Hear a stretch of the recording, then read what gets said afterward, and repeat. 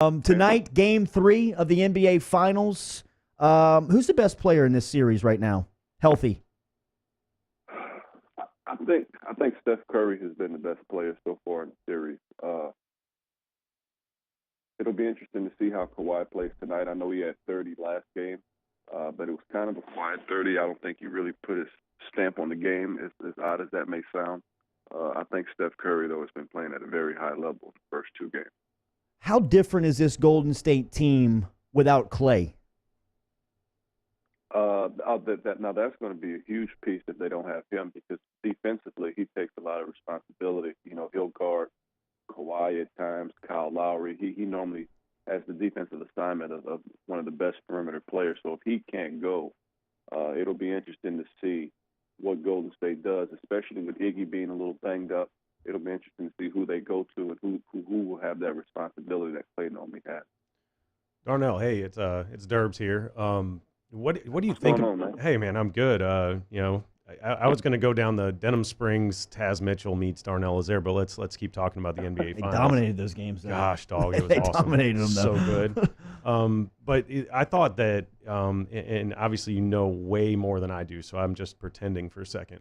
But I thought that Golden State showed its moxie as a team, as an organization, in that they didn't really show a whole lot in Game 1. Hey, we're going to go vanilla at these guys and let them show us what they want to do, what their game plan is. And how do you feel about that? I never thought of it that way. That would be an interesting point. I thought what they did Game 1 is they played a lot of people. They knew they were coming off a 9-day break, and they kind of, not say took Game 1 for granted, but I don't think they just came in as gangbusters. They went deep into their bench. They just kind of wanted to get into the flow of the game. And quite honestly, although Toronto didn't win that game, there were opportunities for Golden State to take it. So I think now that they got that first game under their belt, guys got their playing stamina back a little bit, just got used to the pace of an NBA game, because they weren't able to replicate that in that 9-day break. I think now they're kind of back clicking the way they were in the Western Conference Finals. Darnell Lazare joining us here, ESPN Baton Rouge, New Orleans, and Alexandria. What is the correct way to defend Kawhi? Man, good question. I wouldn't overcompensate for Kawhi. What he has shown in the playoffs is the ability to score at all three levels. So, meaning, at the rim, in the paint, he can make the three. I think where teams have gotten in trouble is when they overhelp towards him. And then the others, the Kyle Lowrys, the Danny Greens, the Marc Gasols, and all those people are able to get wide open shots because of the attention that he draws. I would just personally let Iggy guard Kawhi one-on-one, make him work. If he scores 30 or 30-plus, it's going to be a tough 30. But I would really hone in on those other guys and try to limit their scoring opportunities, because they don't really have a lot of just one-on-one creators, if that makes sense. Absolutely. So what's the thought between NBA circles on Fred VanVleet? Because it looks like he brings something to Toronto that's kind of – it's just he brings that one element that maybe pushes everybody else over the top. What's the thought on him when you give the scouting report on the Raptors on VanVleet? Well, for one, he's a tough player, has a bulldog mentality. But what he does from a basketball standpoint is when they play him and Kyle together, along with Kawhi, now you have three people who can handle the ball and play off the bounce. Although Kyle's not really that tall, Kyle is tough as well. So he's able to guard bigger people because he's a strong guard. So now you have that dynamic of Kyle and Fred in the backcourt. So both guys can kind of attack off the bounce. Both guys can defend. So they just kind of wreak havoc on other teams. And it just creates a more of an up-tempo style of play for the Raptors. So that's kind of what he brings to the team, is when he comes into the game, the pace is probably going to increase, and now he's a little bit more of an off-the-bounce guy than Kyle Lowry, so to speak. So he just adds that dynamic to their ball club. Darnell, I thought they were saying that Golden State wasn't deep. I mean, aren't they showing off depth here by playing without KD for this amount of time? And now it looks like they're going to play without Clay tonight. Looney's out for the rest of this series, and I mean, they continue to show off. Are they showing off their depth, or are they just overcompensating? I think they're showing off their depth, but when people say that they're not deep, I think they're comparing Golden State to themselves 4 years ago. Because they're not. Those guys are 3 and 4 years older, so they're just an older group. So they're probably not as deep or as talented as they were 4 years ago. However, the experiences that group has had, now you're starting to see that in the finals. Like they've kind of been there, been through the fire. So although they're a veteran group and may not be as talented, maybe lost a step, because they've had that experience, they're able to make big plays and big-time moments in these games.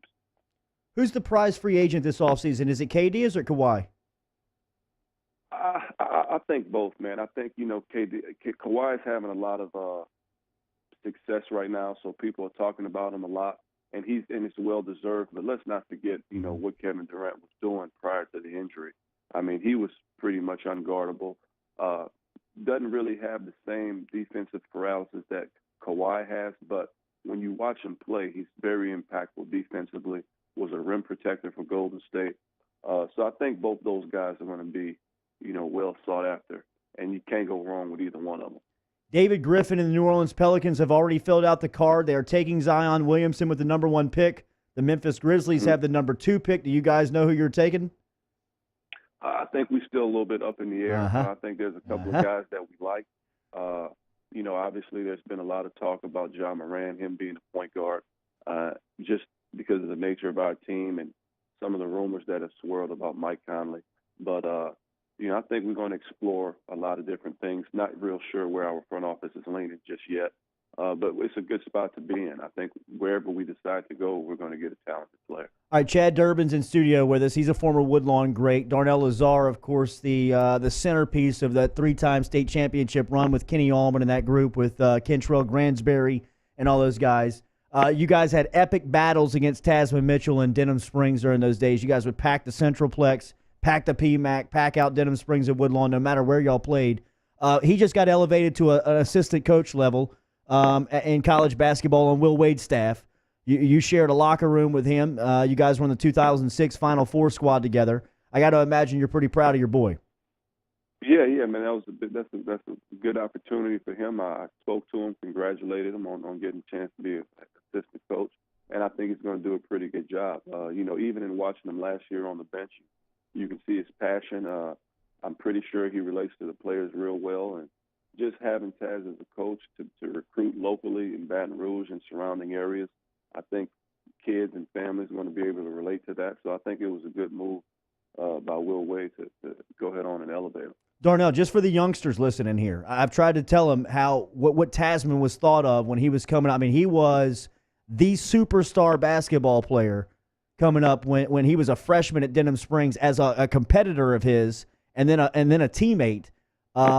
Tell our listeners the myth of Tasman, the high school player.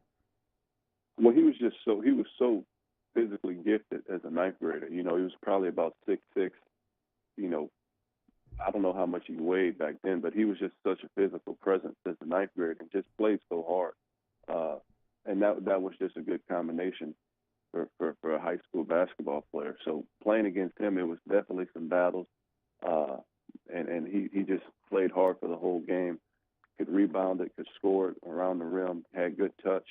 And then obviously when we got to college, he expanded his game a little bit and played on the perimeter some and, helped us be the team that we were that made that Final Four run. So to your point, had some good battles in high school. I was fortunate to come up on the winning end of that most times. He did get us. They did get us once, though. They did get us once. Yeah, at Denham, right? Right. Yep. Right.